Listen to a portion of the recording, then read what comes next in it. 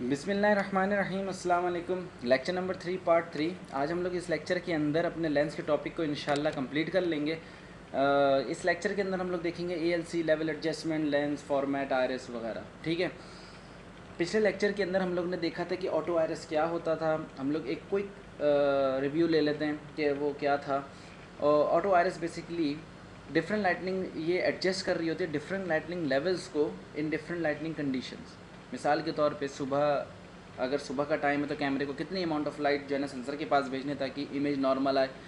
इसी तरीके से जब शाम हो जाए, लाइटनिंग कंडीशंस टोटली चेंज हो गई, उसमें भी आपका कैमरा काम करना चाहिए। तो ये डिफरेंट लाइटनिंग लेवल्स को कंट्रोल कर रहा होता है बेसिकली, या आप ये कह लें कि अमाउंट ऑफ लाइट को कंट्रोल करता है इन डिफरेंट लाइटनिंग लेवल्स। ठीक है, ये मेनली जो है ना आपका जो ऑटो आरएस है वो आउटडोर पर्पज़ के लिए यूज़ होता है। ठीक है, फिर हम लोग ने पढ़ा था कि हम लोग थोड़ी सी डिटेल में चले गए थे कि ये 4 वायर बेस्ड होता है, 3 वायर भी होता है, 2 वायर भी होता है। जो 2 वायर होती है वो पावर की होती है, एक एक वीडियो की होती है। वो रेड एंड वाइट था। अगर ब्लैक आ जाए तो फिर इसका मतलब है वो कॉमन है, और अगर चौथी वायर आप ऐड करते हैं तो वो रिमोट कंट्रोल पर्पज़ के लिए यूज़ होती है। ठीक है, जिसको हम मोटराइज्ड आरएस भी कहते हैं।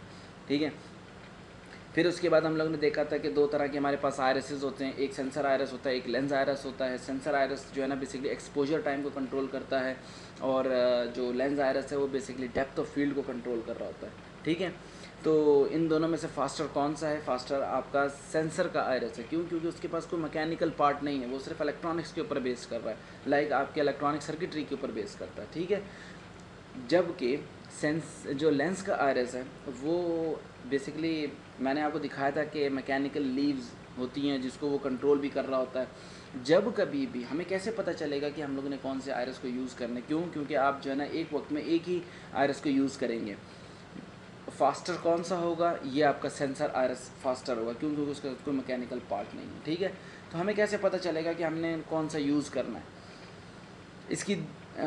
इसकी बेसिकली आप समझ लें कि 2 बातें आपने याद रखनी है। एक ये कि हमने दोनों को एक साथ यूज़ नहीं करवाना है। उसका रीज़न ये है कि चूँकि सेंसर आरएस फास्टर है तो वो क्या करेगा, वो पहले से डिसीजन ले लेगा अमाउंट ऑफ लाइट के ऊपर, और वो लेंस के आरएस को फोर्स करेगा कि तुम ये करो।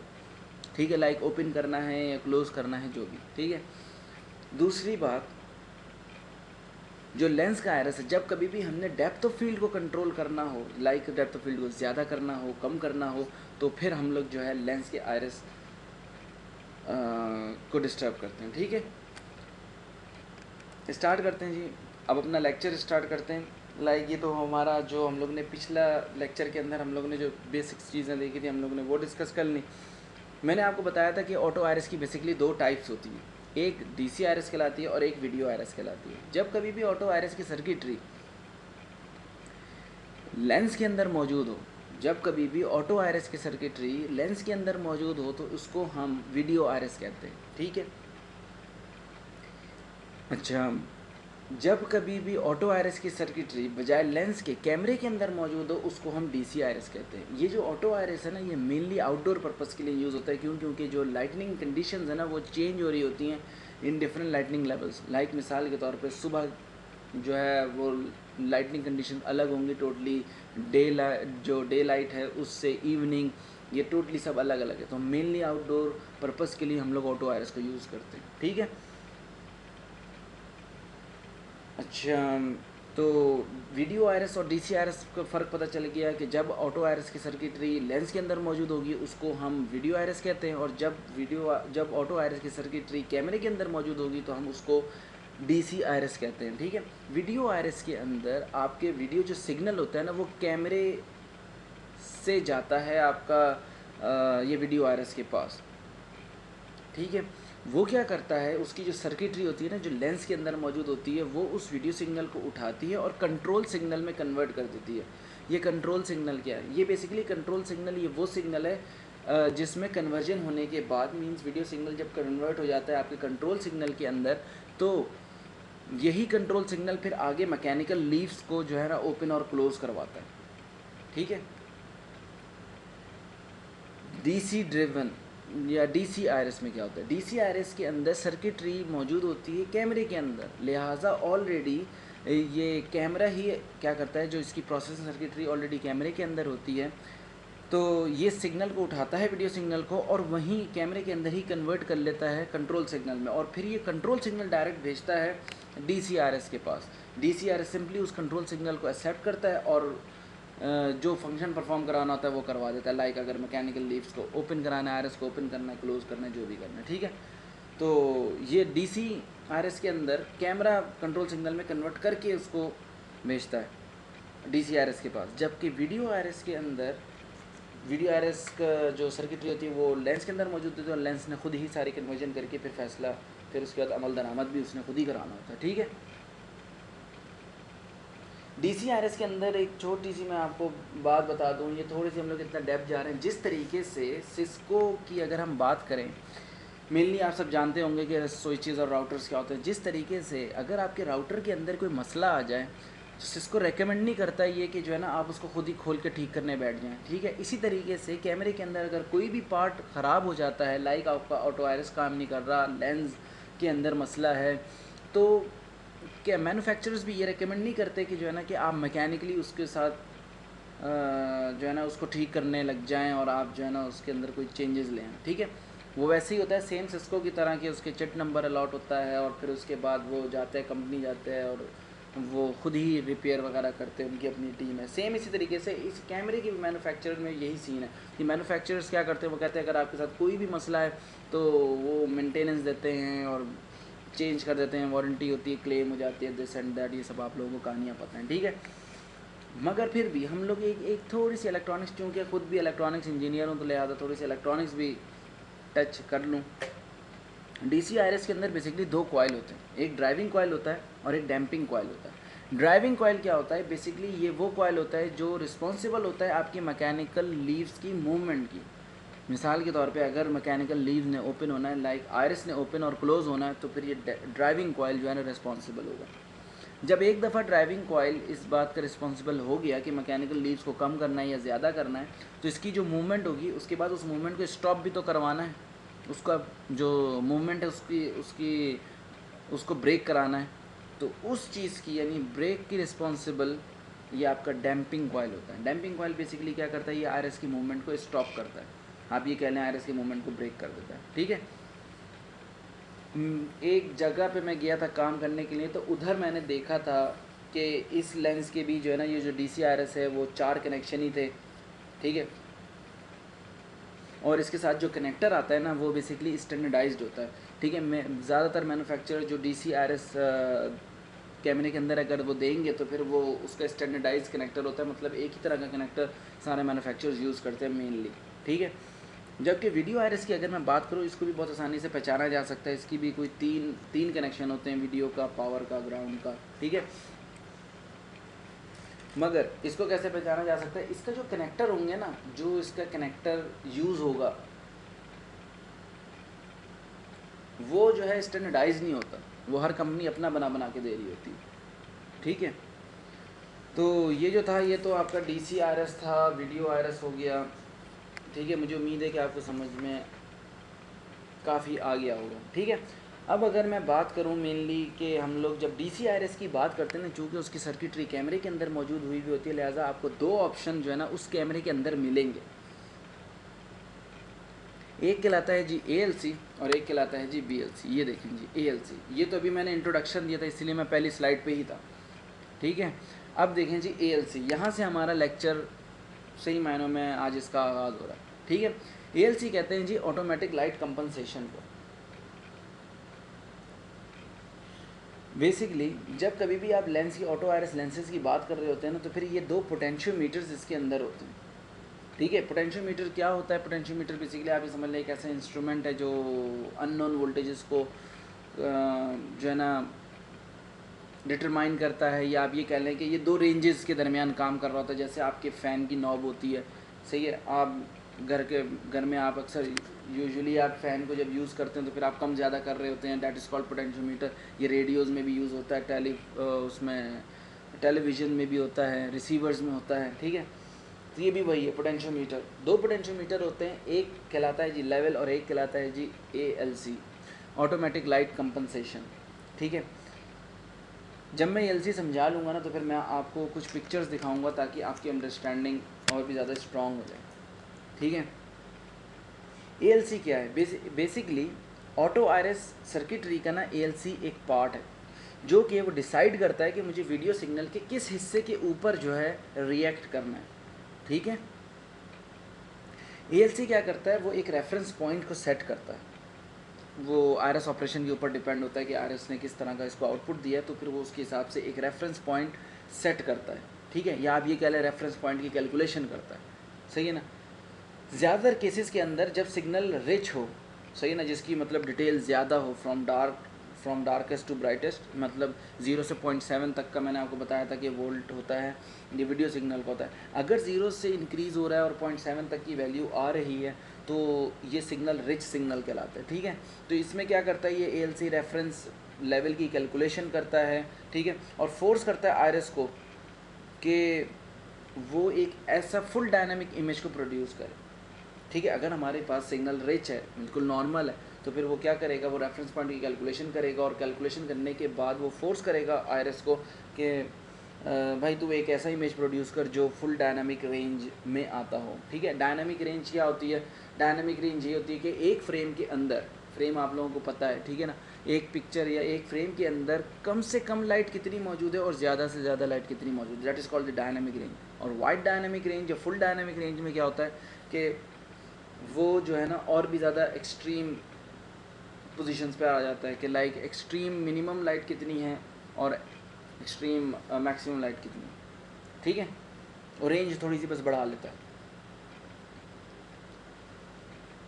तो मिसाल के तौर पे अगर जैसे आपके पास बहुत ज़्यादा कोई ब्राइट ऑब्जेक्ट्स हैं, जैसे सन रिफ्लेक्शन है, ब्राइट लाइट्स है, विंडोज़ हैं, इसी से मिलती जुलती और भी कोई चीज़ें हैं, ठीक है, वो आयरस को फोर्स कर रहे होते हैं कि वो आयरस को फोर्स करते हैं कि भाई क्लोज़ होने के लिए। ठीक है। जैसे मैंने आपको बताया था, जब आप अपने मोबाइल का कैमरा ऑन करते हैं और आप अचानक उसको ट्यूबलाइट की तरफ या एक ऐसे बल्ब की तरफ करते हैं तो वो क्या होता है, वो आहिस्ता आहिस्ता क्लोज़ करना शुरू कर देता है अपने आयरस को, ताकि कम अमाउंट ऑफ लाइट जो है ना सेंसर के पास जाए। और आपको मैं एक और बात बताऊं, ये जो CCTV के जो सेंसर होते हैं ना, अगर ये लेंस की आप केयर ना करें ना, आप इसकी हाउसिंग ना लगाएं, आप इसकी जो है ना केसिंग कह लें, ठीक है अगर आप ना करें तो क्या होता है, अगर इसकी सन रेज डायरेक्टली पड़ रही है ना इसके ऊपर, इसकी बॉडी के ऊपर, तो ये लेंस को जला देती हैं। बिल्कुल उसी तरह से जैसे आपने बचपन में या मैट्रिक के अंदर आपने एक एक्सपेरिमेंट किया होगा कि आप जो है ना माइक्रोस्कोप लेते हैं और आप सूरज की जो शुआएँ होती हैं, जो रेज़ होती हैं, सनलाइट रेज़ होती हैं,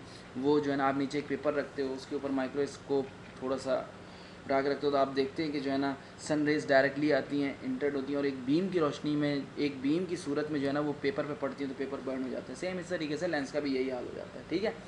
सेंसर भी बाज़ औक़ात जल जाता है, तो इसलिए हमें बड़ी केयर करनी पड़ती है। ठीक है।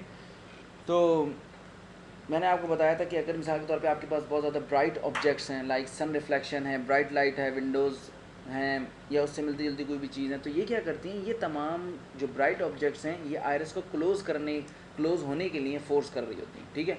उससे क्या होता है, जो अगर मिसाल के तौर पे अगर आपके पास एक पिक्चर है, उसके अंदर कुछ ब्राइट ऑब्जेक्ट्स हैं और कुछ डार्कर ऑब्जेक्ट्स हैं, तो अगर ब्राइट ऑब्जेक्ट ज़्यादा हुए तो वो तो आयरस को क्लोज़ करवा देंगे, तो जो डार्कर थे वो तो और डार्कर हो गए। ठीक है। सेम इसी तरीके से, और बाज़ दफ़ा वो इतने ज़्यादा डार्क हो जाते हैं कि उनकी डिटेल भी डिस्टिंग्विश करना मुश्किल हो जाता है। ठीक है। ऐसी सूरत के अंदर हम लोग ALC की सेटिंग को डिफ़ॉल्ट सेटिंग से हटाते हैं, ठीक है ना, और एक्सट्रीम पोजीशन पर ले जाते हैं।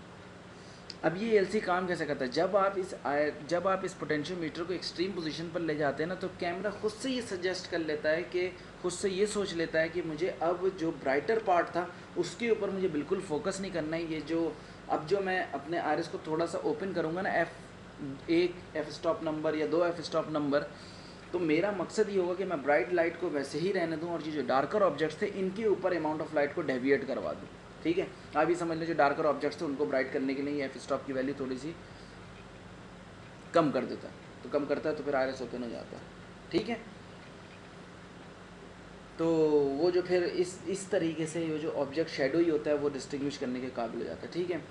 ये बिल्कुल इसी तरीके की है जैसे एक और टर्म आप कैमरे CCTV के अंदर आप सुनेंगे, that is called the backlight compensation. Backlight compensation क्या होता है, वो BLC कहलाता है। ये ALC है, वो BLC है, CLC DLC कुछ नहीं है। ठीक है।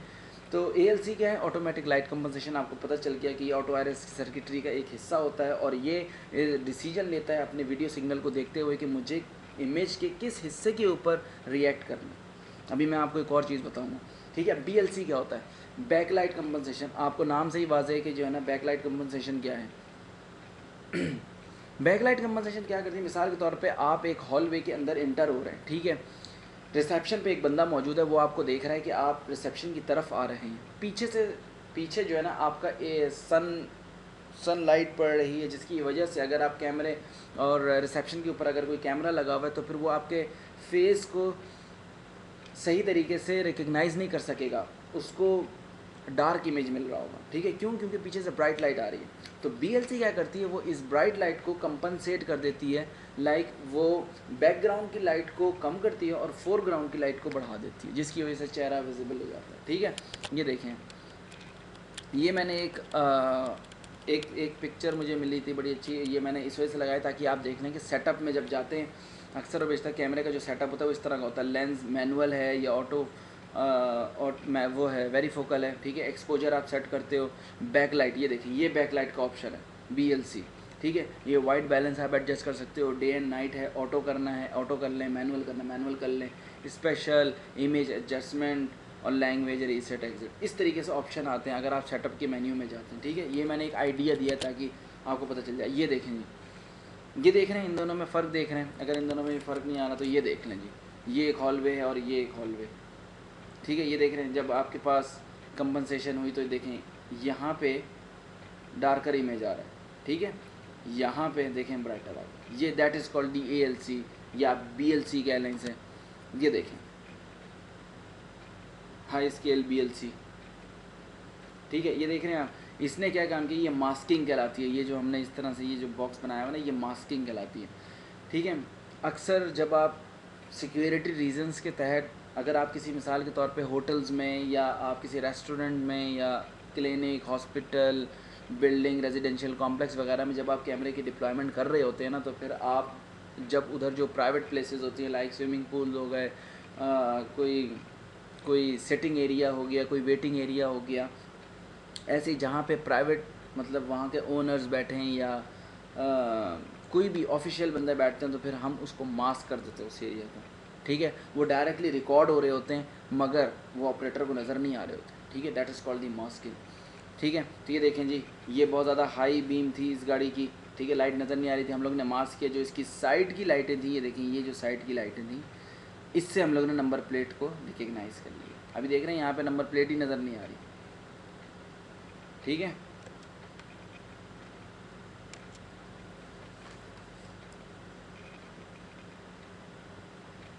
तो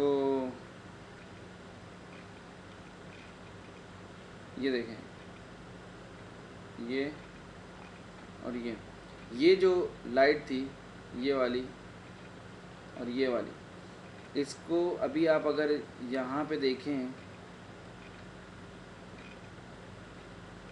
ये मैं एक मिनट रुकें, ये देखें, ये देखें, ये नंबर प्लेट आपको नज़र नहीं आ रही, मगर यही नंबर प्लेट आपको यहाँ पे क्लियर नज़र आ रही है। क्यों? क्योंकि हम लोगों ने इस लाइट को यहाँ पे मास्क करवा दिया, ठीक है।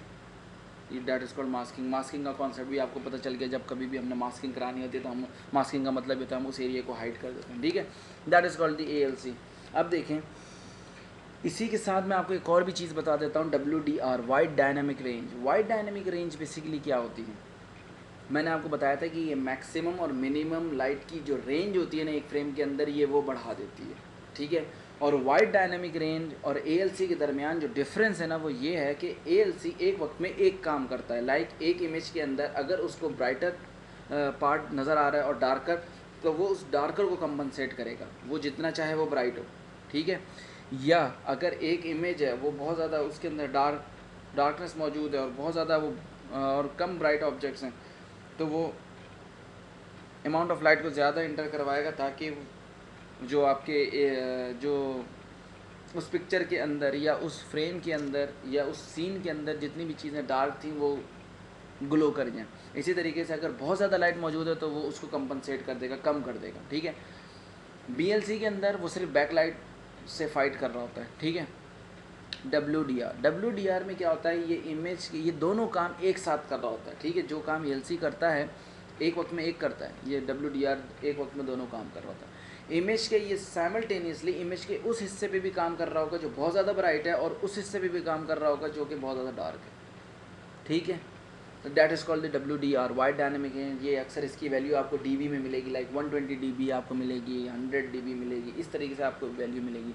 डीबी क्या है, ये डेसिबल है, यूनिट है एक, ठीक है। ये मेजर करते हैं क्वांटिटी को। ये आपको सिग्नल टू नॉइज़ रेशो, ये भी आपको डीबी में मिलेगा, ठीक है।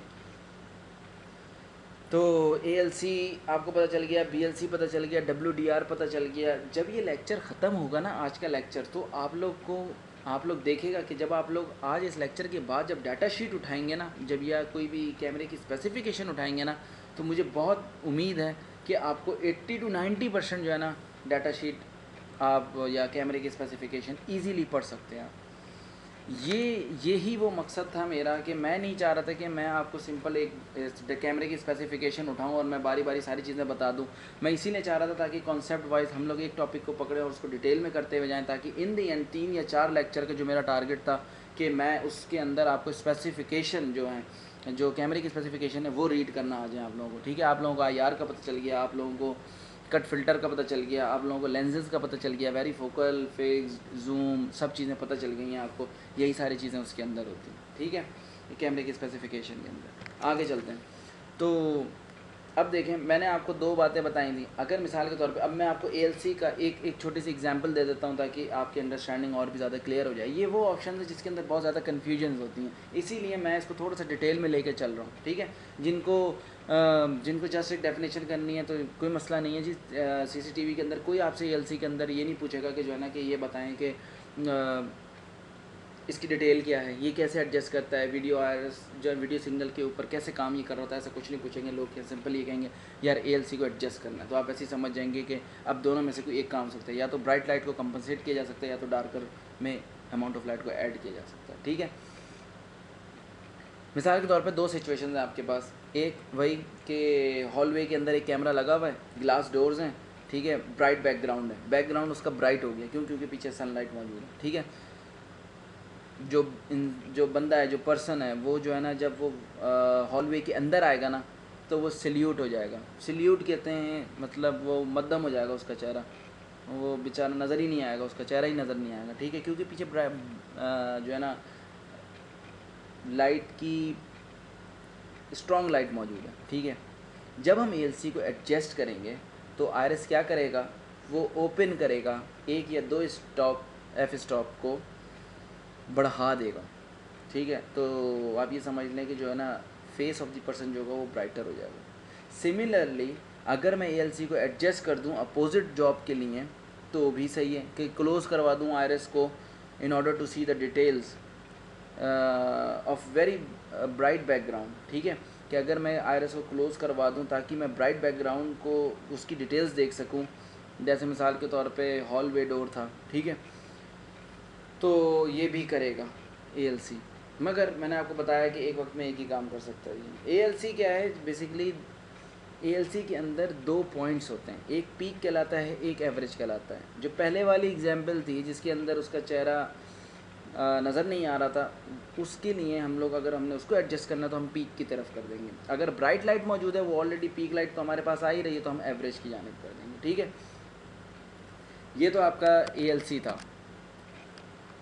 ये मेरे पास एक चार्ट मुझे मिला था, मैंने सोचा था मैं आप लोगों को थोड़ा सा बता दूं लेंस की सिलेक्शन वगैरह किस तरीके से हो रही होती है। जब हम सर्वेलियंस कैमरे की बात करते हैं, जब हम सर्वेलियंस की बात कर रहे होते हैं ना, तो हम लोग ऐसे नहीं होता कि हम लोग ने बस वो हमारे पास कोई लेआउट आई अगर किसी बिल्डिंग की या ड्राइंग्स वगैरह आती हैं तो हम लोग बस ऐसे अंधाधुंध कैमरे लगा दें, नहीं, ऐसे नहीं होता। उसकी एंगल्स भी देखने पड़ते हैं कि आपका जो एक लेंस लगा रहे हैं आप, और जितने डिग्री का लगा रहे हैं तो आप उसको कैसे करते हैं। ये देखें जी, अगर मेरे पास 4 mm का लेंस है, ठीक है, ये देख रहे हैं, अगर मेरे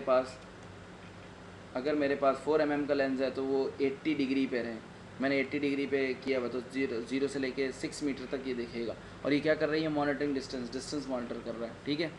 6 mm का है, 60 डिग्री हो जाएगा, 5 से 10 मीटर देख लेगा, इसी तरीके से ये बढ़ता हुआ चला जाएगा, ठीक है।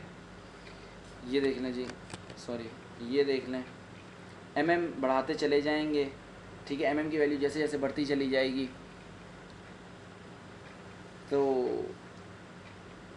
मिसाल के तौर पे अगर पहले 10 mm थी, फिर 12 हुई, फिर 16, फिर 20, फिर 50 mm, तो एंगल ऑफ व्यू जो है ना वो कम होता चला जाएगा। ठीक है, आप यहाँ पे भी देख सकते हैं। ठीक है, आप यहाँ पे भी देख सकते हैं, लाइक ये देखें आप, एक ये रहा, ठीक है, और एक ये रहा। ठीक है, इस तरीके से आप ये देख सकते हैं कि जैसे जैसे एंगल ऑफ व्यू बढ़ता जाता है तो आपके mm की वैल्यू कम होती चली जाती है। ठीक है, इसकी एक और अच्छी एग्जांपल ये है कि आप ये देख सकते हैं, ये देखें 4 mm पे आपको ये कितना सा इमेज नज़र आ रहा है, बस इतना सा। ठीक है, 6 mm किया आपने, अब देख रहे हैं ये जो वाइट वाली बिल्डिंग थी ये आपको अब यहाँ पे नज़र आ रही है, इनलार्ज होकर नज़र आ रही है। अब यही वाली बिल्डिंग आप 8 mm में देखें, ये देखें ये इतनी बड़ी नज़र आ रही है, ये देखिए इतनी बड़ी नज़र आ रही है। ठीक है, 12 mm के अंदर आप ये देख रहे हैं, ये जो ब्लू शेड्स बिल्डिंग नज़र आ रही हैं वो देखेंगे यहाँ पे क्लियर नज़र आने लगी। ठीक है, ये जूम होती चली आ रही है बिल्डिंग। 16 mm के अंदर एंगल ऑफ व्यू मज़ीद कम हो गया और आप थोड़ी सी डेप्थ में चले गए, लाइक ये वाली जो ब्लू थी ये देखें यहाँ पे वाज़े हो गई। ठीक है, और 16 mm के बाद जब आपने 25 mm किया तो ये जो वाइट वाले फ्लैट आपको नज़र आ रहे हैं, ये वाले ये यहाँ पे ऐसे इनलार्ज होते नज़र आ रहे हैं। तो आप खुद देख सकते हैं कि जब आप जैसे जैसे mm की वैल्यू बढ़ाते जाएंगे आपको फील्ड ऑफ व्यू कम नज़र आएगा, मगर आपको जूम की सूरत में नज़र आएंगे, मतलब इनलार्ज होते चले जाएंगे। आपको ऐसा लगेगा आप उस पिक्चर के करीब होते चले जाएंगे। ठीक है, ये आ गया जी लेवल एडजस्टमेंट। लेवल एडजस्टमेंट क्या है? ये क्या करता है, ये भी एक सिग्नल लेवल के ऊपर, यानी on the basis of the signal level, ये लेवल एडजस्टमेंट जो है ना ये आयरिस की ओपनिंग को एडजस्ट कर रहा होता है। लाइक आप ये समझ लें कि लेवल एडजस्टमेंट क्या होता है, सिंपली आयरिस की ओपनिंग को एडजस्ट करता है ये। ठीक है, कैसे करता है? वीडियो सिग्नल की बुनियाद पे करता है, video signal on the basis of the video signal. ठीक है, इसी लेवल को हम लोग सेंसिटिविटी एडजस्टमेंट भी कहते हैं। ऐसा क्यों कहते हैं इसको सेंसिटिविटी एडजस्टमेंट? रीज़न उसका ये है कि जब आप अपनी मॉनिटर स्क्रीन के ऊपर, जब आपकी मॉनिटर स्क्रीन के ऊपर कोई भी इमेज आता है ना, तो आप उसकी ब्राइटनेस के अंदर वेरिएशन ला रहे होते हो। ठीक है, उस ऑब्जेक्ट की ब्राइटनेस में वेरिएशन ला रहे होते हो, तो इस वजह से हम लोग इसको कहते हैं सेंसिटिविटी एडजस्टमेंट, या आप लेवल एडजस्टमेंट भी कहते हो, लेवल कम ज़्यादा कर रहे होते हो आप। ठीक है, जब आप अपने इस लेवल पोटेंशियोमीटर को एडजस्ट करते हैं ना, तो आयरिस के ऑपरेशन को आपने दिन और रात यानी डे एंड नाइट दोनों में चेक करना होता है। ठीक है, मिसाल के तौर पे अगर आपने उस वर्किंग पॉइंट को या आपने उस पोटेंशियोमीटर को ज़्यादा हाई कर दिया तो पिक्चर दिन के टाइम तो जो है ना बिल्कुल सेट दिखेगी, आपको बिल्कुल ओके दिखेगी। ठीक है, मगर नाइट के अंदर वो ज़्यादा डार्क हो जाएगी।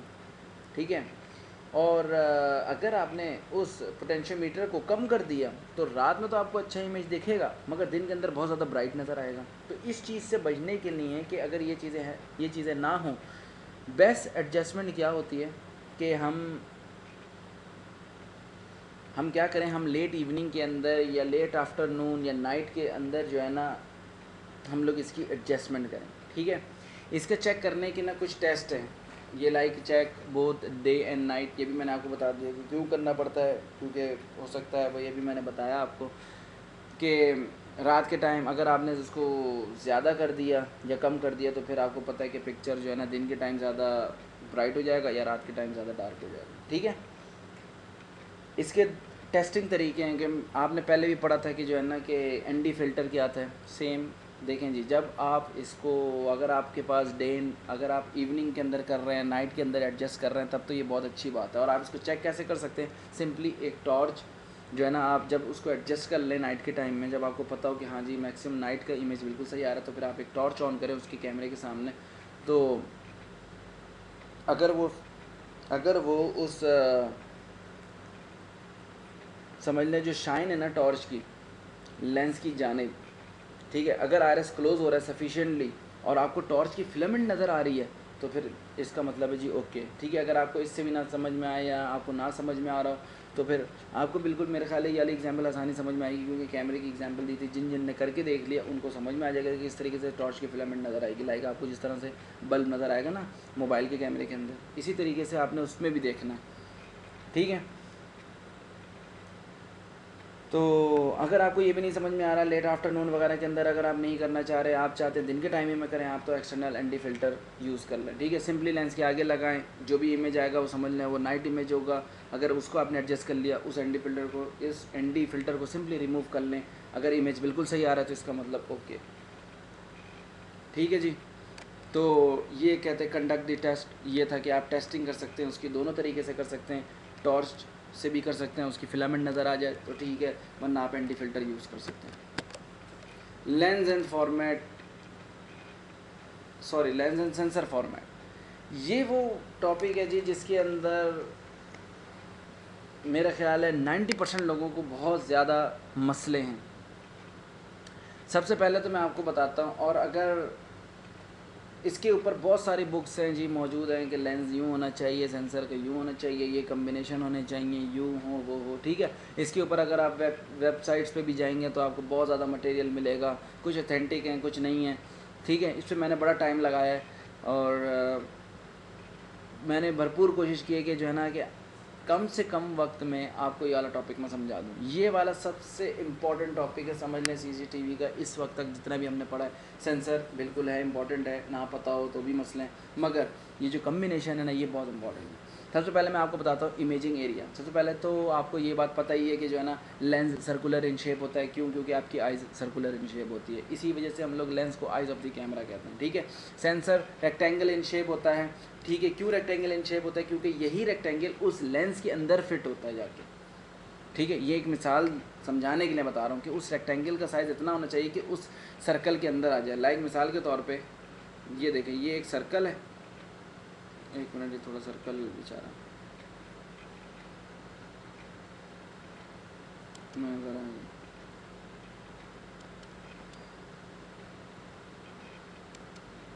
जी, तो हाँ ये देखें, ये एक सर्कल है, ठीक है। इसके अंदर मैंने रेक्टेंगल इस तरीके से बता रहा हूँ मैं आपको, थोड़ा मैं माउस से बना रहा हूँ, आप लोग समझ लें, ठीक है। ये हो गया आपका सेंसर और ये हो गया आपका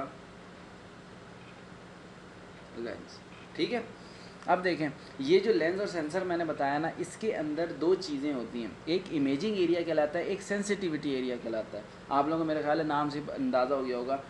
ये जो लेंस है जिससे अमाउंट ऑफ लाइट जाती है सेंसर के पास, ये इमेजिंग एरिया कहलाता है, और सेंसिटिविटी एरिया, ये जाहिर सी बात है सेंसिटिविटी सेंसर, जब ये जो जितना हिस्सा ये सेंस करता है, that is called the sensitivity area.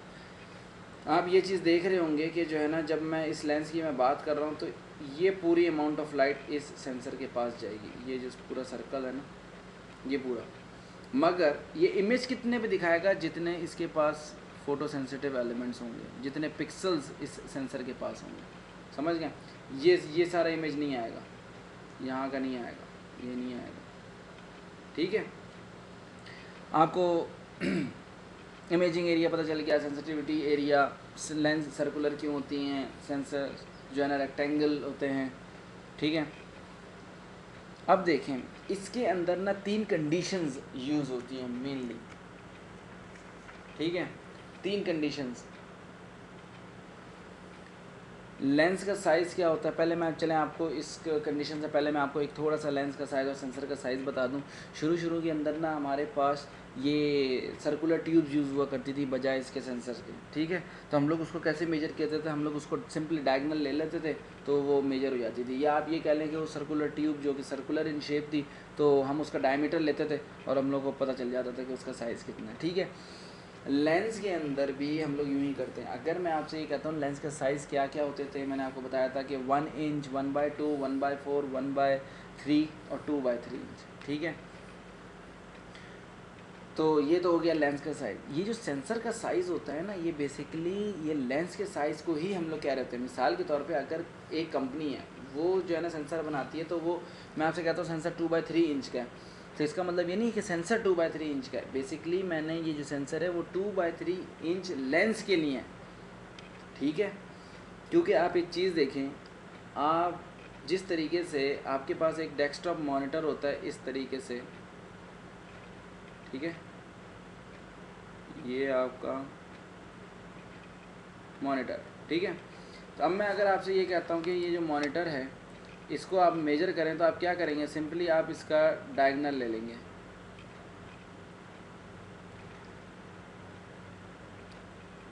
ये यहाँ से यहाँ तक ले लेंगे, ठीक है। डायगोनल, एक मिनट रुके, मैं बना ही देता हूँ आपके लिए डायगोनल।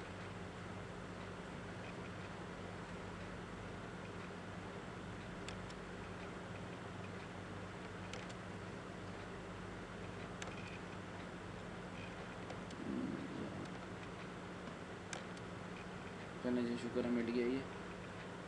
और यहाँ से पेन पकड़ ली,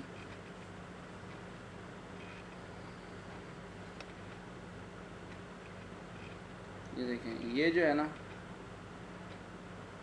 इस कोने से लेके आपने लाना है जी इस कोने तक, ये चीज़ डायगोनल कहलाती है, ठीक है।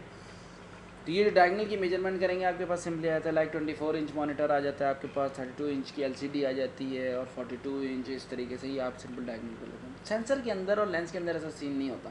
लेंस का जो डायमीटर होता है ना उसके हिसाब से सेंसर बनता है। लाइक मिसाल के तौर पर अगर मैं आपसे कहता हूँ 2/3 इंच का सेंसर है, तो इसका मतलब 2/3 इंच का सेंसर नहीं है, आप डायगोनल मेजर नहीं कर सकते लाइक आप जिस तरीके से मॉनिटर्स वगैरह को कर रहे हैं, आप एलसीडी को कर रहे हैं, ठीक है। तो उसका रीज़न ये है कि लेंस जो है ना 2/3 इंच का होगा, मगर ये जो सेंसर की डायमेंशन है ना वो अलग होंगी, ठीक है। मिसाल के तौर पे ये जो एक सेंसर है, अब मैं देखें 1 इंच की मैं बात करता हूँ, ये देखिए अगर मैं 1 इंच की मैं बात करता हूँ तो ये बन गया मेरे पास एक सर्कल, ठीक है, और ये बना जी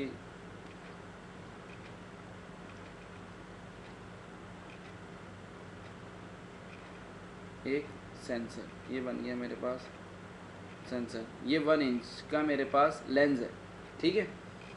तो अब जो इसका एरिया होगा ना वो होगा,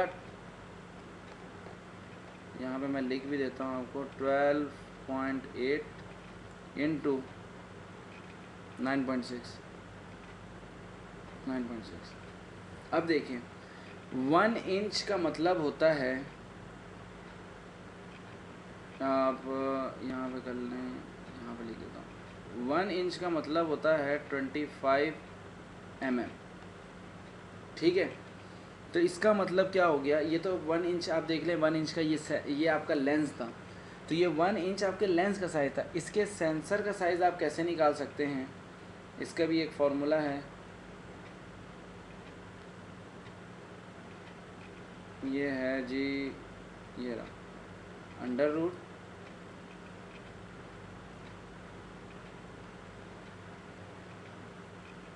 12.8 का होल स्क्वायर प्लस 9.6 का होल स्क्वायर, ठीक है। अब इसका जो भी आंसर आ जाएगा वो आता है मेरा ख्याल है अप्रॉक्सीमेट 11 mm, ठीक है। तो ये देख ले सेंसर का साइज़ कितना निकला आपका, 11 mm। अब आ जाते हैं 3 कंडीशंस के ऊपर। आपको ये बात तो पता चल गई कि जो है ना जो सेंसर है उसका साइज़ लेंस के साइज़ के बराबर नहीं होता, ठीक है। ये लेंस अमाउंट ऑफ लाइट तो अपनी बिल्कुल 17 mm के 25 mm के मुताबिक देगा, ये आप चेक कर लेगा 11 mm, मैंने एक रैंडम वैल्यू ली है, ठीक है ना। तो ये मतलब इस तरह से होगी।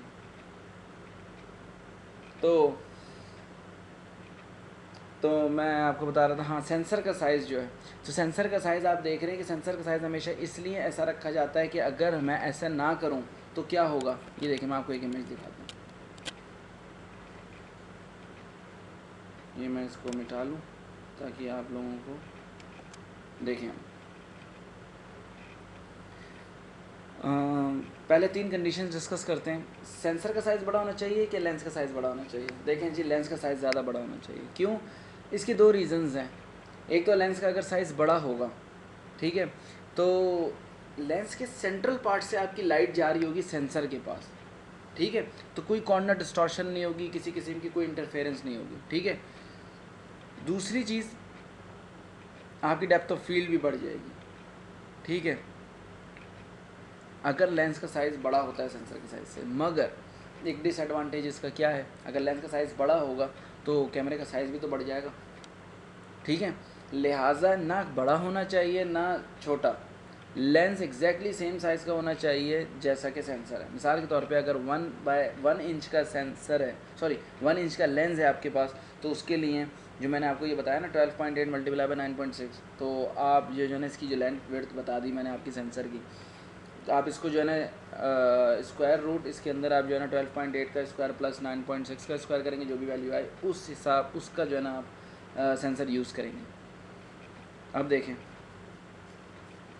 दूसरी कंडीशन, अगर लेंस का साइज़ बराबर हो जाए सेंसर के साइज़ से तो बिल्कुल जी यही होना चाहिए, कैमरे का साइज़ भी नॉर्मल रहता है। हाँ, अनटिल एंड अनलेस अगर आप मिसाल के तौर पे फ़ोटोग्राफी करना चाह रहे हैं और आपने कहीं ट्रैवल करना है, तो फिर मैं कहता हूँ कि आप जो है ना एक लेंस लेके आप मुख्तलिफ सेंसर्स लगा सकते हैं, आप जो है ना मुख्तलिफ समझ लें, आप लेंस के साइज़ को तब वेरी कर सकते हैं, ठीक है। तीसरी चीज़, अगर लेंस स्मॉलर हो जाएगा साइज़ में सेंसर से, तब क्या होगा, तब आपको इस तरीके से ना ब्लैक कॉर्नर्स नज़र आ रहे होंगे अपने पास। ये देखें, ये जो है ना आपको ये देख रहे हैं, ये सेंसर का साइज़ बड़ा है और लेंस का साइज़ छोटा, तो आपको इस तरीके से ये जो साइड में आप ये देख रहे हैं, ये कॉर्नर ब्लैक नज़र आ रहे होंगे इस तरह से। ये होता है अगर जो है ना अगर आपने सेंसर का साइज़ बड़ा कर दिया, तो सेंसर का साइज़ तो बड़ा हो ही नहीं सकता लेंस के साइज़ से, पहली बात। दूसरी बात, सेंसर का साइज़ और लेंस का साइज़ बराबर होना चाहिए। उसकी रीज़न ये है ताकि जो है ना कैमरे का साइज़ भी ना बड़ा हो और उसके अलावा एग्जैक्ट आपके पास वही शार्प इमेज आए। देखिए मिसाल के तौर पे अगर मेरे पास एक ऐसा लेंस है, मतलब लेंस का साइज़ मेरे पास बड़ा है, अब मैं सेंसर के साइज़ को अगर मैं कम ज़्यादा करता हूँ, इमेज मेरे पास पूरा आएगा, मगर इमेज कैसे आएगा वो देखें। ये देखें, ये वाला जो ये 2/3 इंच का इसने सेंसर यूज़ किया, ठीक है। लाइक 2/3 इंच की अगर आपके पास लेंस मौजूद थी तो आपने 2/3 आपका इमेज इस तरह का आएगा, आपके पास पूरा फेस आ रहा होगा, ठीक है। मतलब 66% आपके पास रिजल्ट आता है। अगर 1/2 आएगा तो 50% आ रहा है, ठीक है। देखिए मैं उस तक, ठीक है, पिक्चर लार्ज होती है। इससे भी छोटा सेंसर यूज़ करेंगे तो वो कम पार्ट को करेगा और वो ज़्यादा उस छोटे से पार्ट को पूरा दिखा कर लाएगी। ये देखिए, ये 1/4 इंच, समझ गए। जैसे जैसे आप सेंसर के साइज़ को कम करते चले जाएंगे, पिक्चर जूम इन होती चली जाएगी, ठीक है। जैसे जैसे आप एक सेंसर के साइज़ को बढ़ाते चले जाएंगे, मिसाल के तौर पर 1/4 से 1/2 करेंगे, 2/3 करेंगे, ठीक है, तो जो है ना पिक्चर आपकी बढ़ती चल मतलब पिक्चर में डिटेल्स बढ़ती चली जाएंगी, ठीक है। तो लेंस और सिंपल सेंसर फॉर्मेट, इसमें कोई इतनी बड़ी बात नहीं है, आसान सा टॉपिक था, वो भी मैंने आपको बता दिया है, ठीक है।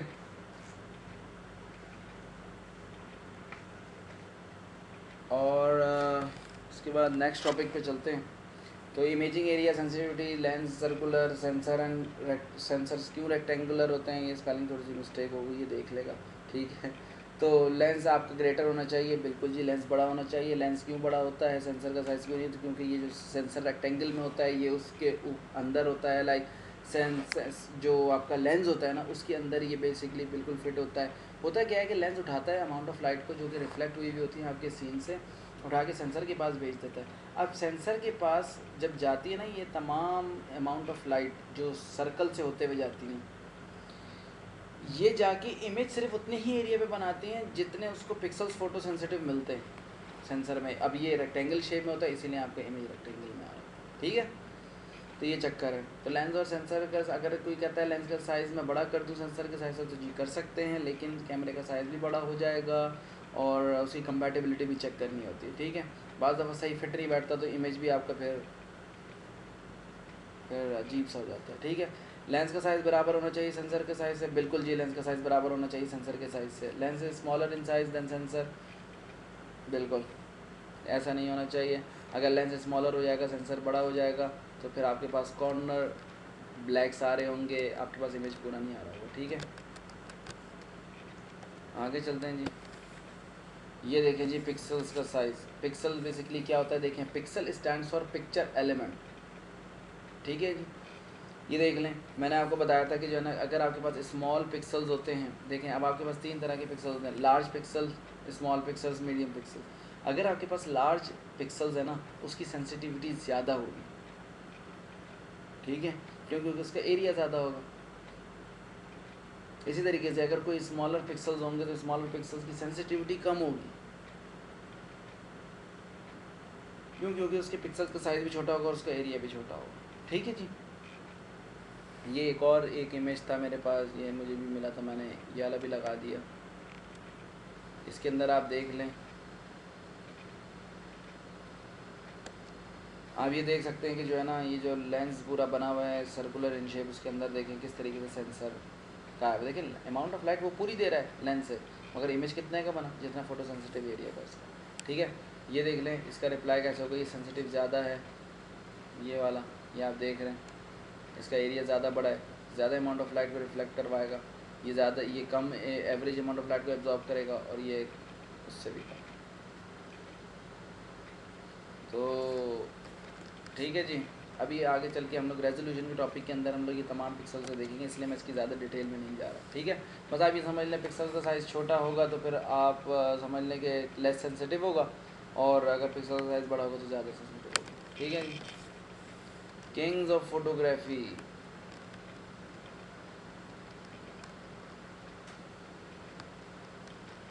अभी मैं आपको एक और चीज़ बताऊँगा। किंग्स ऑफ फोटोग्राफी, अगर आपने देखिए यहाँ पे मैं आपको बता तो किंग्स ऑफ फोटोग्राफी रहा हूँ, मगर मेनली ये सीसीटीवी से बिल्कुल सिमिलर हैं, कोई डिफरेंस नहीं है इन दोनों में। ठीक है, अगर आपने कभी भी, अभी मैं आपको एक जनरल फोटोग्राफी का कॉन्सेप्ट देता हूँ, आखिर में जो है ना मैं आपको बताऊँगा कि किस तरीके से हम लोग इस फोटोग्राफी के कॉन्सेप्ट को हम लोग उठाते हैं और हम लोग जो है ना उसमें सीसीटीवी में यूज़ करेंगे। ठीक है, देखें ये बहुत ही मुश्किल काम है कि अगर आपने जो है ना एक अच्छी पिक्चर्स लेनी और अगर आपको सॉलिड अंडरस्टैंडिंग ना हो शटर की, अपर्चर की और एक्सपोजर टाइम की। ठीक है, एक्सपोजर टाइम कह लें आप, इसकी सेंसिटिविटी कह लें आप। ठीक है, ये 3 किंग्स ऑफ फोटोग्राफी कहलाते हैं, जिसको हम एक्सपोजर ट्रायंगल भी कहते हैं। ठीक है, जब कभी भी कोई भी कैमरा ऑटो मोड के ऊपर काम कर रहा होता है ना, या ऑटो ऑप्शन के ऊपर काम कर रहा होता है, तो इसका मतलब ये होता है कैमरा जो है ना अब अपने हिसाब से इन्वायरमेंट को देखते हुए गैस करेगा। ठीक है, कि राइट एक्सपोजर क्या होना चाहिए, अमाउंट ऑफ लाइट को एवेलुएट करेगा और उसके बाद एक गैस करेगा कि अमाउंट एक्सपोजर टाइम क्या होना चाहिए, एक्सपोजर क्या होना चाहिए। ठीक है,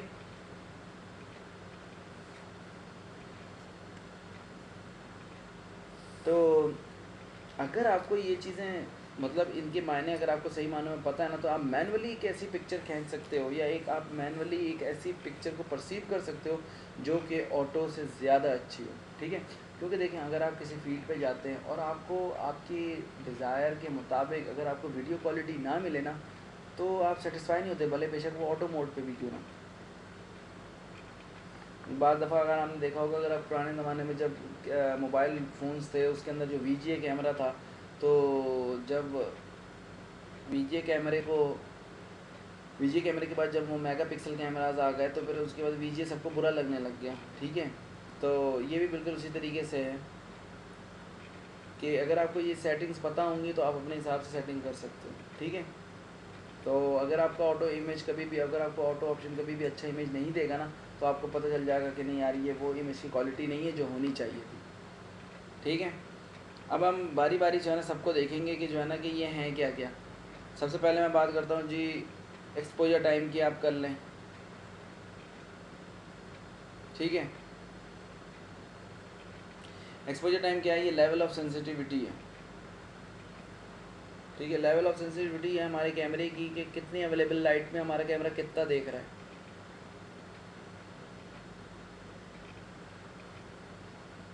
ठीक है जी, अगर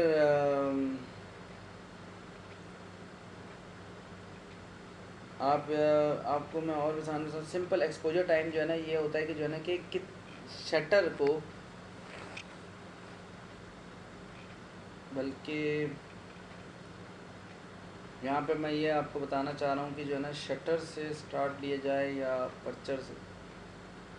सुने जी, अपर्चर अपर्चर में क्या होता है कि देखें, जब जिस तरीके से आपके पास कोई घर है, ठीक है, उसका कोई मेन गेट तो होगा। अगर उस मेन गेट का नाम जो है ना अपर्चर है, कैमरे का जो मेन गेट है वो अपर्चर कहलाता है। जहाँ अभी तक हम बात कर रहे थे ना कि आयरिस अमाउंट ऑफ लाइट को कंट्रोल कराता है, वो अमाउंट ऑफ लाइट आपके पास पिक्चर जो आपका सीन है उससे रिफ्लेक्टेड लाइट को वो पास कराता है।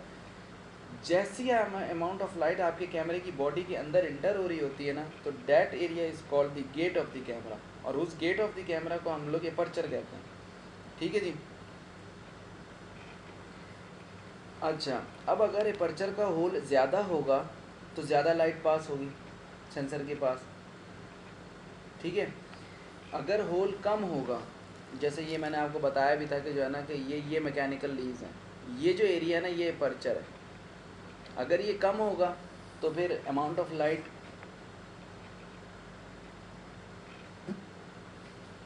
लाइट कम पास होगी, ठीक है। अगर ये ज़्यादा ओपन हुआ होगा तो अमाउंट ऑफ लाइट ज़्यादा पास होगी, ठीक है। तो ठीक है, अपर्चर जो है ना बेसिकली आपकी डेप्थ ऑफ फील्ड को भी कंट्रोल कर रहा होता है। मैंने आपको बताया था कि अगर आपके एनवायरनमेंट के अंदर अप्रोप्रिएट लाइट ऑलरेडी मौजूद है तो अपर्चर क्या होगा, कम ओपन होगा। लाइक मिसाल के तौर पे दिन की रोशनी के अंदर आपकी अपनी आंखें बंद हुई होती हैं, ऑलमोस्ट अबाउट टू क्लोज होती हैं, मगर आपको क्लियर सब कुछ नज़र आ रहा होता है रात के मुकाबले में, ठीक है। इसी तरीके से रात के टाइम में आपकी जो आइज़ होती है वो फुली ओपन होती है, मगर आपको दिन के मुकाबले में भी कम नज़र आ रहा होता है, ठीक है। तो ये भी बिल्कुल सेम कॉन्सेप्ट है। अगर इसका अपर्चर क्लोज हुआ होगा इसका मतलब है कि ऑलरेडी डे लाइट है, और अगर फुली ओपन होगा तो इसका मतलब है नाइट टाइम। तो अगर डे टाइम के अंदर आपको पता है आपका डेप्थ ऑफ फील्ड ज़्यादा होती है, रात के टाइम में कम होती है, ठीक है जी। और अगर हमने अपर्चर के साइज़ को कंट्रोल करना होता है तो हम लोग क्या करते हैं, ये मैंने आपको अभी पिछले लेक्चर में बताया था, एफ़ नंबर की वैल्यू को आगे पीछे करते हैं, ठीक है जी। सेंसिटिविटी क्या होती है कि जो है ना आपका कैमरा कितना ज़्यादा सेंसिटिव है अवेलेबल लाइट्स के लिए। अभी एक्सपोजर टाइम के बारे में मैं आपको बताता हूँ, ठीक है। ये जो सेंसिटिविटी है ये बेसिकली कैमरा नंबर्स में मेजर होती थी, ठीक है। कम नंबर होगा तो इसका मतलब है लो सेंसिटिव है, ज़्यादा नंबर होगा तो इसका मतलब ज़्यादा सेंसिटिव है, ठीक है। जैसे जैसे आप अपने कैमरे की सेंसिटिविटी बढ़ाते चले जाएंगे ना, वैसे ही कॉस्ट भी बढ़ती चली जाएगी, ठीक है। और सेंसिटिविटी बढ़ने से ना नॉइज़ और ग्रेन भी बढ़ जाता है, ठीक है। कैसे? क्योंकि उसकी सेंसिटिविटी बढ़ गई है। अब अगर उसको ज़रा सी भी नॉइज़ भी मिलेगी ना तो वो उसको भी अडॉप्ट कर लेगा, ठीक है।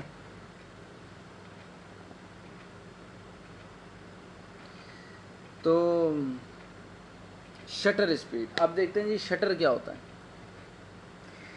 ये वो लेंथ ऑफ टाइम है, आप ये समझ लें, ये वो दौरानिया है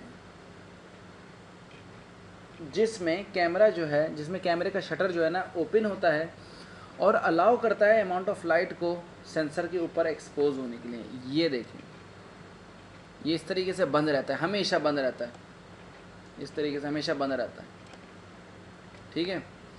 जब अमाउंट ऑफ लाइट आके इसके ऊपर आई हुई होती है ना, ठीक है, इसके ऊपर अमाउंट ऑफ लाइट सेंसर से वो लेंस से आती है, इसके ऊपर यूँ पड़ रही होती है, ठीक है। ये जो जितनी देर के लिए ओपन हुआ है ना,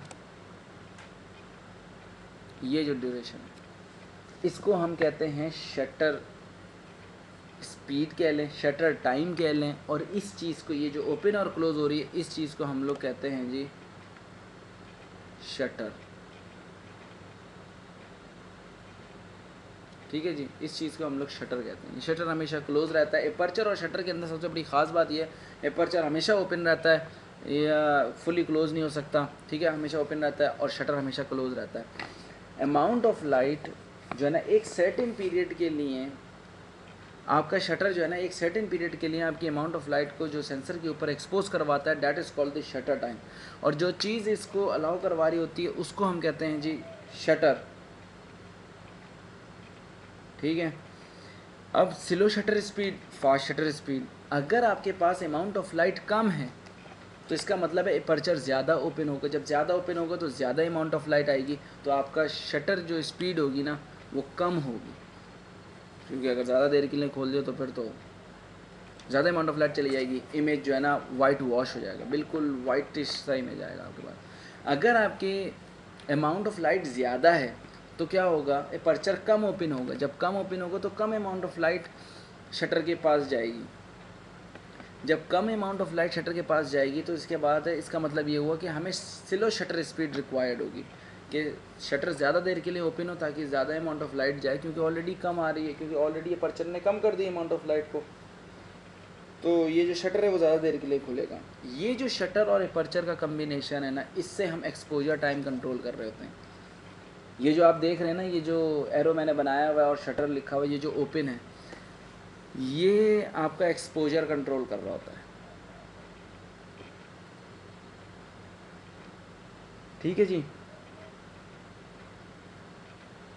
जब आपने कभी भी मोशन इमेज लेना होता है ना, तो आपको फास्ट शटर स्पीड चाहिए होती है। तो फास्ट शटर स्पीड आपको पता है कि कब रिक्वायर्ड होगी, जब अमाउंट ऑफ लाइट अच्छी होगी। ठीक है। अगर आपको स्टैटिक इमेज चाहिए तब आप स्लो शटर स्पीड यूज़ कर सकते हो। ठीक है। अब हमने ये चीज़ देखनी है कि शटर स्पीड, अपर्चर और सेंसिटिविटी, ये तीनों आपस में काम किस तरह से करते हैं या किस तरह से एक्सपोजर क्रिएट करते हैं। सही है। मिसाल के तौर पे आपके पास एक कैमरा है, आपने उसको एक सब्जेक्ट की तरफ पॉइंट किया और आपने शटर की बटन को दबा दिया। ठीक है। सिंपल एक कैमरा आपने लिया, आपने कोई सीन देखा और आपने शटर की बटन को दबाया, सब्जेक्ट जो होगा या जो पिक्चर होगी ना, वो आपके कैमरे के अंदर चली जाएगी लेंस से होते हुए in the form of the light. ठीक है। ये तो आपको समझ में आई गई होगी अब तक बात, कि लाइट की फॉर्म में होती है, वो लेंस से होते हुए आपकी कैमरे के अंदर चली जाती है वो पिक्चर। ठीक है। अगर आपका सब्जेक्ट जो था वो वेल लिट था, यानी उसकी एप्रोप्रिएट लाइटिंग कंडीशंस मौजूद थी, सही है, there is a plenty of light, आप ये समझ लें कि अगर ऑलरेडी प्लेंटी ऑफ लाइट थी तो वो लेंस के अंदर ट्रैवल कर जाएगी। ठीक है। अगर आपने डिम इन्वायरमेंट के अंदर कोई भी पिक्चर ली है तो ज़्यादा लाइट तो इंटर नहीं हो पाएगी लेंस से। ठीक है। जब आपकी लाइट इंटर होती है ना लेंस से, तो इसका मतलब है वो अपर्चर से इंटर हो रही होती है। ठीक है। और जैसे ही लेंस पास हो जाती है लेंस अपर्चर से, तब ये जाके शटर कर्टेन से टकराती है। शटर कर्टेन क्या है, यही वाला है, ये जो क्लोज है जिस पर क्रॉस लगा हुआ है ना, ये शटर कर्टेन कहलाती है, इससे जाके टकरा जाती है। ठीक है। जो कि एक विंडो की मानंद होता है, जो कि मैंने आपको अभी बताया वो क्लोज ही रहती है ऑल द टाइम, मगर जब ज़रूरत पड़ती है तो ये ओपन भी होती है। ठीक है। शटर जो है ना, ओपन जो होता है ना, वो लेस देन 1 सेकंड के लिए होता है, हमेशा लेस देन 1 सेकंड होगा। मिसाल के तौर पे 1/200, 1/400, 1/80,000, अब तो 1/8 लाख सेकंड भी आ गया। ठीक है जी। तो ये भी आपको पता चल गया कि शटर कर्टेन कितनी देर के लिए ओपन हो कि अमाउंट ऑफ लाइट जो है वो ट्रैवल कर जाए सेंसर के ऊपर और आपको एक एप्रोप्रिएट, एक नॉर्मल एक्सपोजर का इमेज दे दें। That is called the shutter speed. और वो जो डिवाइस है, जो आप समझ लें एरिया है जो कि अमाउंट ऑफ लाइट को इंटर करवाता है सेंसर के लिए, that is called the shutter. ठीक है जी। अच्छा, अब देखें, अगर सेंसर गैदर करता है लाइट को, ठीक है, आप ये समझ लें कि जो है ना सेंसर क्या करता है, वो लाइट को गैदर करता है। और वो कैसे करता है, एक प्री डिफाइंड सेंसिटिविटी के ऊपर करता है। मतलब आप जब कोई कैमरा डिप्लॉय कर रहे होते हो तो आपको उसकी सेंसिटिविटी पता होती है कि ये हाई सेंसिटिव कैमरा है, लो सेंसिटिव कैमरा है। ठीक है।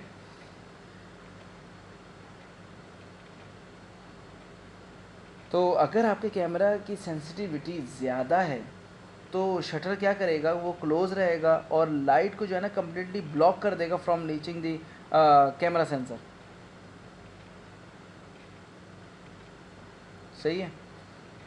या आप यूँ भी समझ सकते हैं इसको कि अगर आपको अपनी इमेज जो है ना प्रॉपरली एक्सपोज चाहिए, कि वो ना ही ज़्यादा ब्राइट हो और ना ही ज़्यादा डार्क हो, तो शटर स्पीड, एपर्चर और सेंसिटिविटी को तीनों के साथ आपने आप ये समझ लें, तीनों को आपने जो है ना अप्रोप्रिएटली कंट्रोल करना है।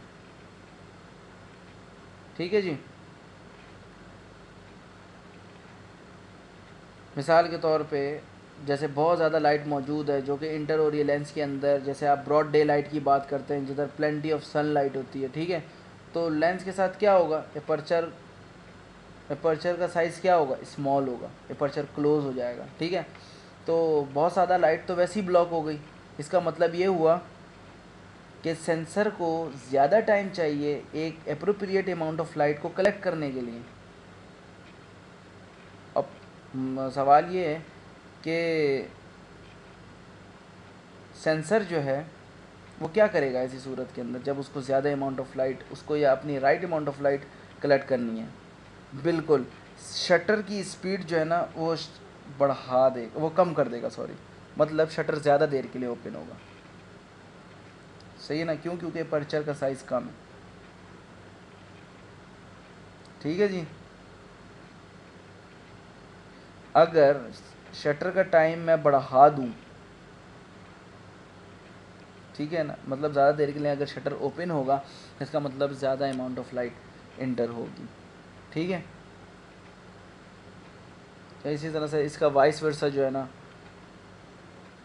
इसका वाइस वर्सा भी बिल्कुल ठीक है कि मिसाल के तौर पे अगर आपके पास बहुत ही कम लाइट मौजूद है तो अपर्चर का साइज़ बड़ा हो जाएगा, अमाउंट ऑफ लाइट ज़्यादा आएगी। जब ज़्यादा अमाउंट ऑफ लाइट आएगी तो जो शटर होगा उसको कम वक्त चाहिए होगा एक अप्रोप्रिएट इमेज बनाने के लिए। ठीक है, ठीक है, आपके पास तीन तरह के इमेज आते हैं, एक under exposure, normal exposure, over exposure. ये देखिए, अगर आपने शटर के टाइम को सही यूटिलाइज़ नहीं कर सके, तो मिसाल के तौर पे अगर आपके पास अमाउंट ऑफ लाइट कम थी और आपने शटर की स्पीड भी ज़्यादा रखी हुई थी कि वो फ़ौरन जो है ना ओपन होकर क्लोज़ हो गया, तो आपके पास अप्रोप्रिएट अमाउंट ऑफ लाइट पहुंची ही नहीं, तो उस तरह की इमेज को उसके अंदर डार्कनेस आ जाएगी, तो उस इमेज को हम लोग कहते हैं अंडर एक्सपोजर। ठीक है, अगर आपने बिल्कुल सही अप्रोप्रिएट और एक्यूरेटली जो है ना अगर आपने अमाउंट ऑफ लाइट को इंटर होने दिया सेंसर के पास, और तो फिर आपका एक नॉर्मल इमेज आपके पास आएगा जिसको हम कहते हैं नॉर्मल एक्सपोजर। अगर मिसाल के तौर पर लाइट बहुत ज़्यादा थी और आपने अमाउंट शटर स्पीड को भी स्लो करके रखा हुआ था कि वो ज़्यादा देर के लिए ओपन हुई, तो क्या होगा, ज़्यादा अमाउंट ऑफ लाइट चली जाएगी, और जब ज़्यादा अमाउंट ऑफ लाइट जाएगी तो फिर जो आपका इमेज है वो ओवर एक्सपोज हो जाएगा। ये जी थ्री किंग्स थे, शटर था, एपर्चर था, एक्सपोजर टाइम था। इसी के साथ आपको सेंसिटिविटी भी पता चल गई।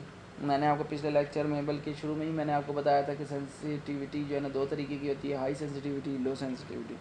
ठीक है जी, अगर हाई सेंसिटिव होगा आपका कैमरा तो वो नॉइज़ को भी पिक कर लेगा और उसको कम से कम अमाउंट ऑफ लाइट चाहिए होगी एक एप्रोप्रिएट इमेज बनाने के लिए। मगर अगर आपका कैमरा लो सेंसिटिव होगा तो उसको अमाउंट ऑफ लाइट भी बहुत ज़्यादा चाहिए होगी एक इमेज को बनाने के लिए। ठीक है जी, ये जी आ गई ये टाइप्स ऑफ आयरस। इसके अंदर मैं ज़्यादा कोई टाइम नहीं लूँगा। देखें जी, हम लोगों ने auto iris, DC, video iris हमने पहले ही कर लिया है। ठीक है, एक फिक्स्ड आयरस होता है, मैंने आपको बताया था। जब कभी भी आपको मिसाल के तौर पे एक ऐसी जगह पे डिप्लॉय, हमें पहले इसकी कैलकुलेशन करनी पड़ती है। फिक्स्ड आयरस हम लोग कभी भी रेकमेंड नहीं करते किसी भी क्लाइंट, किसी भी कॉन्ट्रैक्टर को या किसी भी उसको जो कि इंस्टॉल कर रहा हो, इंस्टॉलर को। ठीक है, उसकी वजह क्या है, क्योंकि देखिए अगर आपको पता हो मिसाल के तौर पे एक स्टोर रूम है और उसके अंदर ना कोई खिड़की है, ना कोई अभी समझ लो ना कोई ऐसी जगह है, ना वेंटिलेशन है, ना कुछ है, बस एक स्टोर रूम है, उसके अंदर आपने एक कैमरा लगा दिया। और अगर वो फिक्स्ड आयरस, आपको पता है कि साल के 12 महीने जो है ना इधर लाइटनिंग मौजूद ही रहनी है, इसने कभी बंद नहीं होना लाइट ने, तो फिर आप फिक्स्ड आयरस यूज़ कर सकते हो। ठीक है, कुछ सिनेरियोज़ के अंदर फिक्स्ड आयरस यूज़ होता है, मगर मेनली हम लोग मैनुअल आयरस को ही रिकमेंड करते हैं। ठीक है, तो फिक्स्ड आयरस सबसे सिंपलेस्ट टाइप है। और ये इसके अंदर जो है ना ज़रा से इसके अंदर एक समझ लें आप, कंसिस्टेंट अमाउंट ऑफ लाइट आनी चाहिए। ठीक है, लाइट के अंदर कोई वेरिएशन नहीं होनी चाहिए, ज़रा से भी वेरिएशन होगी तो इमेज अच्छा नहीं आएगा। मैनुअल आयरस के अंदर आप ये समझ लें एक रेंज होती है। ठीक है, सर्टेन लाइट लेवल अगर इसके अंदर वेरी कर भी रही है ना, तो थोड़ी बहुत अगर लाइटनिंग कंडीशंस वेरी कर रही हैं तो कोई मसला नहीं होता, मैनुअल आयरस रिजल्ट दे देता है, मैनुअल आयरस एडजस्ट कर लेता है। मगर इसकी सबसे बड़ी प्रॉब्लम ये है कि आपको हर दफ़ा मैनुअली आपने अपने आयरस को जो है ना कंट्रोल करना पड़ेगा।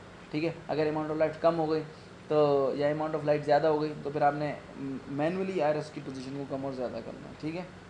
अगर अमाउंट ऑफ लाइट ज़्यादा है तो आप क्या करोगे, आयरस की पोजीशन को कम करोगे मैनुअली, ठीक है। फिर ऑटो आयरस के अंदर डीसी आयरस, वीडियो आयरस आप लोगों को पता है, ठीक है। और जो पी आयरस है, जो आप ये कह लो जो पी आर एस है ना, ये समझ लें इस वक्त की लेटेस्ट इन्वेंशन है। और आप ये समझ लें कि ये एक्सेस का ईजाद करता है, ठीक है, क्योंकि आपको एक्सेस के कैमरों में मिलेगी। उसके अलावा पी आर एस जो है ना, जब सबसे पहले डेवलप भी हुआ था कि Axis communication of Sweden and Kowa company है ये जापान की, ठीक है जी। इसने सबसे पहले ये डेवलप किया था। इसके अंदर इसने इन्वॉल्व किया पी आयरस को एक स्पेशलाइज्ड सॉफ्टवेयर के साथ, जो कि आपकी वीडियो क्वालिटी को ऑप्टिमाइज़ कर रहा होता है, ठीक है।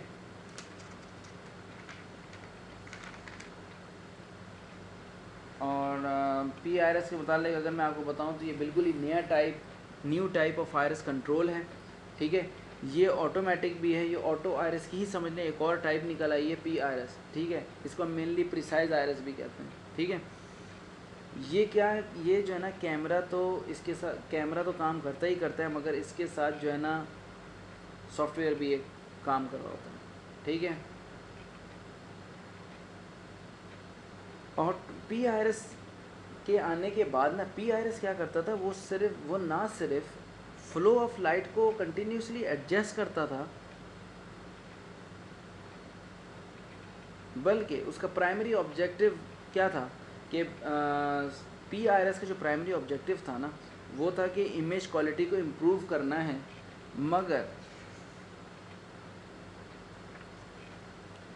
मगर ऐसे इम्प्रूव करना है कि वो क्या करता था, वो एक रेंज सेट कर लेता था आयरस की, कि आयरस को जो है ना बेटर और बेस्ट पोजीशन, ये दो इसके समझ लें ये पोजीशंस होती थी, ये उसके दरमियान आयरस को एडजस्ट कर लेता था, ताकि अगर वीडियो क्वालिटी के अंदर या लाइटनिंग कंडीशन के अंदर वेरिएशन आ भी जाए, तब भी मैं बेस्ट और समझ लें आप बेटर और बेस्ट, गुड बेटर बेस्ट, ये तीन होते हैं ना, तो बेटर और बेस्ट के दरमियान ये जो है ना रहता था। तो इमेज क्वालिटी आपके पास बहुत अच्छी आती है, समझ लें ये एक रेंज सेट कर लेता है और वो उस रेंज के अंदर ही रहता है, ठीक है। और जो डीसी आरएस और वीडियो आरएस थे ना, इसके अंदर एक बहुत मसला एक मसला ये था कि जब कभी भी अमाउंट ऑफ लाइट जो है ना वो मतलब ब्राइट समर डे है, अगर अमाउंट ऑफ लाइट बहुत ज़्यादा ही स्ट्रॉन्ग है तो फिर आयरस क्लोज़ हो जाता था। आयरस इतना ज़्यादा क्लोज़ हो जाता था कि उसके अंदर एक डिफ्रैक्शन की प्रॉपर्टी है वो प्रोड्यूस हो जाती थी। डिफ्रैक्शन मैंने आपको इससे पहले वाले लेक्चर के अंदर पूरा डिटेल में बताया था कि डिफ्रैक्शन क्या होता है, ठीक है। डिफ्रैक्शन की प्रॉपर्टी हो जाती है, पिक्सल्स का साइज जब बहुत ज़्यादा छोटा हो जाता है तो फिर या आप ये समझ लें कि जो है ना अमाउंट ऑफ लाइट जब अप्रोप्रिएट ना हो, जब अमाउंट ऑफ लाइट अप्रोप्रिएट ना हो तो जो है ना इमेज ब्लर हो जाता है, डिफ्रैक्शन की प्रॉपर्टी पैदा हो जाती है, ठीक है। तो हमने इस चीज़ को अवॉइड करवाया इस पी आर एस के अंदर, ठीक है। मगर ऐसा नहीं है कि वो जो है ना डी सी आर एस इतना ज़्यादा बेकार हो गया कि जो है ना कि अब वो पी आर एस ही यूज़ होता है, वो नहीं होता, नहीं जी, इसकी बिल्कुल डिप्लॉयमेंट हो रही है। मगर ये है कि जो है ना वो डी सी आर एस और जो वीडियो आर एस वो भी बिल्कुल सही, क्योंकि जो है ना इतनी ज़्यादा ब्राइट उसकी रेंज ज़्यादा होती है, डायनामिक रेंज ज़्यादा होती है, जिसकी वजह से क्या होता है कि अगर कोई जो डायनामिक रेंज है ना अगर उसकी ज़्यादा भी है तो फिर भी इतना ज़्यादा अपर्चर क्लोज ही नहीं होता कि जो है ना कि पिक्सल्स ब्लर, यानी आपकी इमेज क्वालिटी या इमेज पिक्चर जो है ना वो ब्लर हो जाए या डिफ्रैक्शन की प्रॉपर्टी पैदा हो जाए, इतने ज़्यादा ये कुछ सिनेरियोज़ के अंदर होता है। तो फिर इसी वजह से जो है ना पी आर एस जब आया तो पी आर एस ने जो है ना पी आर एस के आने के बाद जो है ना कैमरा ऑटोमेटिकली इंस्ट्रक्ट करता था आयरस को कि भाई ये फला पोजीशन पे तुम चले जाओ, ठीक है। डार्क कंडीशन होगी तो वो फुली ओपन कर देगा, मगर ब्राइट सिचुएशन जब होगी ना तो पी आर एस क्या होगा कि वो एक सॉफ्टवेयर के थ्रू प्रोग्राम्ड होगा, ठीक है। वो क्या करेगा, वो जो पी आर एस प्रोग्राम्ड हुआ था ना, वो क्या करेगा इस दफ़ा आयरस की क्लोजिंग को जो है ना एक लिमिट में रखेगा, ठीक है, जिसकी वजह से डिफ्रैक्शन अवॉइड हो जाती थी, डिफ्रैक्शन या ब्लरिंग, ठीक है। और पी आर एस की एक और ख़ास बात ये है कि ऑटोमेटिकली एडजस्ट कर रहा होता है वीडियो क्वालिटी को भी, जिस तरीके से पिछले ऑप्शन थे ना DCRS में और इसमें, ये ना एक मिसाल के तौर पे अगर आप, मैं DCRS की मैं बात कर रहा हूँ, तो DCRS क्या करता था, सिर्फ ब्राइटनेस को देख रहा होता था। ये ब्राइटनेस के अलावा डेप्थ ऑफ फील्ड को भी देख रहा होता है, और ये कई चीज़ों की रिस्पॉन्सिबिलिटीज़ के पास होती है। ये एक्सपोजर टाइम को भी कंट्रोल कर रहा होता है, ये एक्सपोजर टाइम को भी कंट्रोल कर रहा होता है, ये डेप्थ ऑफ फील्ड को भी देख रहा होता है, उसके साथ साथ ये सॉफ्टवेयर के साथ मिलता है। तो ये जो है ना डिफ्रैक्शन की प्रॉपर्टी को भी रिमूव कर रहा होता है। तो ये PRS के बड़े एडवांटेजेस हैं, ठीक है। करता ये भी सेम ही काम है जो DC और वीडियो RS कर रहे होते हैं, कि ये अमाउंट ऑफ लाइट को एडजस्ट कर रहा होता है डिफरेंट लाइटिंग लेवल्स के अंदर, मगर उसके साथ साथ कुछ और फंक्शन भी परफॉर्म कर रहा होता है, ठीक है। तो इसके साथ सॉफ्टवेयर भी होता है, तो इसमें कोई ऐसी बड़ी बात नहीं है, ठीक है। IRS आप लोगों को समझ में आ गया। मुझे उम्मीद है कि जो है ना ये लेक्चर जो टाइप्स ऑफ IRS थे, ये इसी तरह से ये टोटल 6 आप समझ लें थे। फिक्स्ड IRS बिल्कुल फिक्स्ड लाइटनिंग कंडीशंस के लिए ज़रा सी भी वेरिएशन नहीं होनी चाहिए। मैनुअल IRS रेंज होती है इसकी, उस रेंज के दरमियान है, तो लाइट वेरी हो रही है तो जी कोई मसला नहीं है, इमेज सही आएगा। ऑटो IRS के अंदर 2 DC वीडियो IRS। DC में क्या होता है, अगर आपकी ऑटो IRS सर्किटरी कैमरे के अंदर मौजूद है, DC IRS है। वीडियो IRS कैमरे की, वो ऑटो IRS की सर्किटरी अगर लेंस के अंदर मौजूद है तो वो आपकी वीडियो IRS कहलाती है। PRS बेसिकली ऑटो IRS की एक और टाइप ही समझ लें आप, इसको प्रिसाइज IRS भी कहते हैं। ये ना सिर्फ अमाउंट ऑफ लाइट को कंट्रोल करता है, बल्कि उसका दीगर फंक्शन भी परफॉर्म करा रहा होता है, लाइक आपका डेप्थ ऑफ फील्ड को कंट्रोल करेगा, एक्सपोजर टाइम वगैरह को कंट्रोल कर रहा होता है, ठीक है जी। अगले लेक्चर के अंदर मैं पहले 5 मिनट में जो है ना मैं आपको ये भी बता दूंगा कि इंच की और mm की कन्वर्जन लेके आप लोग किस तरीके से एंगल निकाल सकते हो, ठीक है। अगर आपके पास, मैं आपको एक फोकल लेंथ दे दूँ तो आप आसानी के साथ उसके सेंसर साइज़ अगर आपको पता है ना, वो पता ही होता है क्योंकि स्पेसिफिकेशन आपके पास होती है, ठीक है। आप उससे सेंसर का साइज़ देख के आप आराम से ये बता सकते हो कि ये कितने डिग्री देखेगा, ठीक है। तो अपना बहुत ज़्यादा ख्याल रखिएगा, लेक्चर को सुनिएगा। कोई भी चीज़ नहीं समझ में आए तो आप लोग प्लीज़ कमेंट्स कीजिए, आप लोग पूछिए, ठीक है। मुझे इंतज़ार भी रहेगा सवालों का, और अगर नहीं है तो बहुत अच्छी बात है, ठीक है। अब मैं सोच रहा हूँ कि जाना है कि कोई एक छोटा मोटा सा जो है ना, जितने भी लेक्चर्स अभी तक हो गए उसके आखिर में ना एक टेस्ट क्वेश्चन भी इंक्लूड कर दूँ, ताकि आप लोगों की प्रैक्टिस भी हो जाए, ठीक है। बहरहाल ये थैंक यू आ गया जी, ठीक है जी। तो थैंक यू जी, अपना बहुत ज़्यादा ख्याल रखिएगा। और हाँ, अब आप जो है ना रैंडमली आप 1 से लेके अभी तक जितने भी लेक्चर हुए हैं, अगर आपको वो याद हैं, तो आप अगर डाटा ये कैमरे की स्पेसिफिकेशन उठाएं ना, तो आपको मेजॉरिटी ऑफ द जो है ना चीज़ें अब आपको समझ में आ रही होंगी। लाइक आपको वेरीफोकल समझ में आ रहा होगा, IR कट फिल्टर समझ में आ रहा होगा, लेंस कैटेगरी समझ में आ रही होगी, सेंसर के साइज़ आपको समझ में आ रहे होंगे, ठीक है। और उसके अलावा रेजोल्यूशन मैं नहीं कहता अभी आपको, क्योंकि नेक्स्ट लेक्चर मेरा रेजोल्यूशन का ही है, ठीक है। तो इसको सुनिए, एंजॉय कीजिए इस लेक्चर को, और अपने कमेंट्स ज़रूर मुझे दीजिएगा, ठीक है जी। अपना बहुत ज़्यादा ख्याल रखिएगा। अल्लाह।